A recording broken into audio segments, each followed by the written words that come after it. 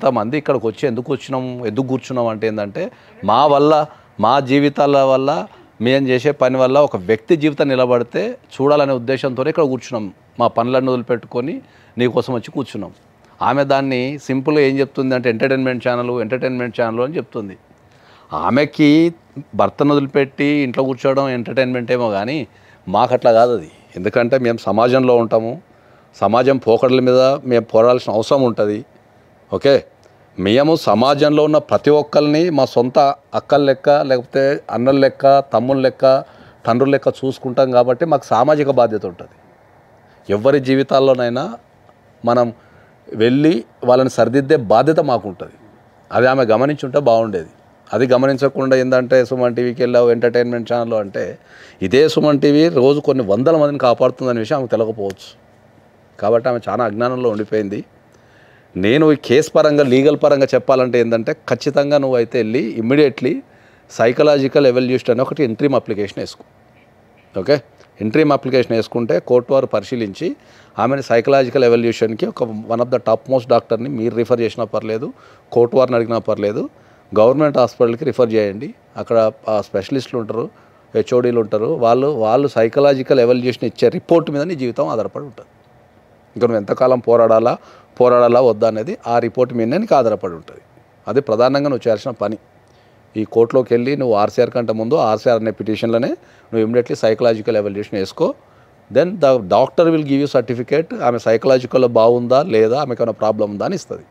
ఆ సర్టిఫికేట్ చూసిన తర్వాత డెఫినెట్లీ నీ జీవితానికి సంబంధించి నువ్వు ఏం డిసిషన్ తీసుకోవాలి నీకు ఆ సర్టిఫికేట్తో తెలిసిపోతుంది. That is the first point. రెండో పాయింట్కి వచ్చారికి ఏమైందంటే, నీకు పిల్లగాడు ఉన్నాడు. ఓకే, పిల్లగాడు ఉన్నాడు కాబట్టి you are a natural father of the child.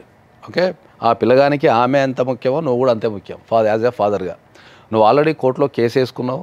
Court కూడా నీకు ఇంట్రీమ్ ఆర్డర్స్ అనేది గ్రాంట్ చేసింది, విజిటింగ్ రైట్స్ అనేది కూడా ఇచ్చింది నీకు. ఓకే, నువ్వు లాస్ట్ టైం ఏదైతే కోర్టు ఇచ్చిన ఇంట్రీమ్ ఆర్డర్స్ ప్రకారం లాస్ట్ టైం వాళ్ళ దగ్గరికి మీ అబ్బాయిని చుట్టానికి వెళ్ళినప్పుడు వాళ్ళు అబ్జెక్షన్ చేశారని చెప్పావు. తర్వాత వాళ్ళు కోఆపరేషన్ చేయలేదని చెప్పావు. కోర్టు ఆర్డర్ని వాళ్ళు పట్టించుకోలేదని కూడా చెప్పావు. రెండోది ఏంటంటే ఆర్డర్ కాపీ రాలేదనే విషయాన్ని కూడా వాళ్ళు నీకు రాతపూర్వకంగా రాసిచ్చారు.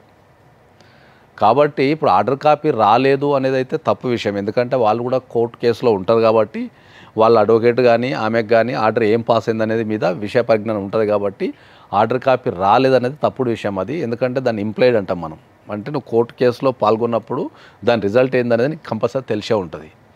రెండోది, ఒక్కసారి నీకు జీడబ్ల్యూఓపీలో నేను ప్రధానంగా ఇక్కడ చెప్పేది అందరికీ చెప్తున్నా ఏంటంటే, ఇది చాలామందికి తెలియని విషయం ఏంటంటే, మీరు కనుక జీడబ్ల్యూఓపీ వేసుకున్న తర్వాత మీకు విజిటింగ్ రైట్స్ కోర్టు గ్రాంట్ చేసిన తర్వాత ఆపోజిట్ పార్టీ ఏ కారణం చేతనైనా ఆ కోర్టు ఆర్డర్ని కనుక ధిక్కరిస్తే మీకు జీడబ్ల్యూఓపీలోనే సెక్షన్ 45 అనేది చాలా స్పష్టంగా ఉంటుంది.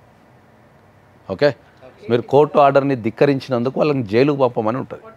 45 సెక్షన్ 45 ప్రకారం ఉంటుంది, జైలుకి పంపించే అధికారం ఉంటుంది.